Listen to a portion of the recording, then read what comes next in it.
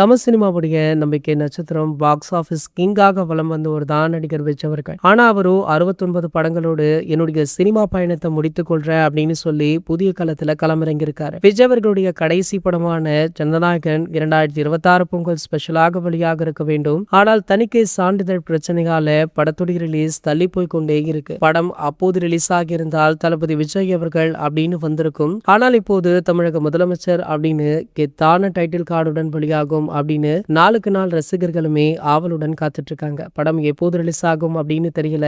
இதுவரைக்குமே அதிகாரப்பூர்வ தகவல் ஒன்றுமே வெளியாகல. இந்த நிலையில சமீபத்துல ஒரு பட நிகழ்ச்சியில கலந்து கொண்ட வினோத் அவர்களிடம் ஜனநாயக படம் ரிலீஸ் எப்போது அப்படின்னு கேட்டிருக்காங்க. அதற்கு அவர் சிம்பிளாக வரும்போது வரும்பா அப்படின்னு ஒரே வார்த்தையில முடிச்சிட்டாரு. இத பாசிட்டிவா எடுத்துக்கிறதா இல்ல நெகட்டிவா எடுத்துக்கிறதா அப்படின்னு ரசிகர்களுமே ஒரு பக்கம் குழம்பி போயும் இருக்காங்க. இந்த நிலையில பாத்தீங்கன்னா ஜனநாயகன் திரைப்படம் பற்றி சமீபத்துல கேவிஎன் புரொடக்ஷன் நிறுவனம் ஒரு சில தகவல்களை வெளியிட்டாங்க. அதாவது மறு தணிக்கை குழுக்கு படத்தை அனுப்பி வச்சுட்டோம், கூடிய விரைவிலேயே நல்ல செய்தி வரும், கண்டிப்பாக படத்திற்கு UBA சான்றிதழ் தான் கிடைக்கும் அப்படின்னு சொல்லியிருந்தாங்க. சோ அப்படி இந்த படத்திற்கு தணிக்கை சான்றிதழ் கிடைத்த உடனேயே படத்துடைய ரிலீஸ் ஒரு ப்ரோமோவுடன் அறிவிக்கிறாங்களா. சோ இதற்காகவும் தளபதி ரசிகர்கள் மிகவும் ஆவலுடன் காத்துட்டு இருக்காங்க. இது போன்ற செய்திகளை பத்தி நீங்க உடனே தெரிஞ்சுக்க நம்மளுடைய சேனலை மறக்காம சப்ஸ்கிரைப் பண்ணிக்கோங்க.